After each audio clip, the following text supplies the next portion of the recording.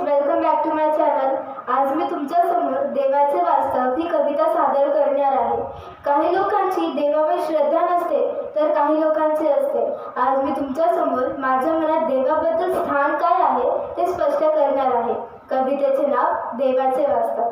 असेल का खरंच देव या जगात की आहे प्रत्येकाच्या मनात तो श्रद्धेच्या रूपात? मला नाही वाटत आहे तो जगात, कारण देव आहे प्रत्येक माणसात। आपल्या डॉक्टरांनी जीव वाचवला, पण म्हणतात काय देवाच्या कृपेने तो वाचला। घरात असते एक देवघर, आपण त्याच्याकडे बघतो क्षणभर। देवाकडे हसून बघितल्यावर हसू येतं गालावर। मी म्हणत नाही श्रद्धा ठेवू नका, श्रद्धा ठेवा, पण अंधश्रद्धा बाळगू नका।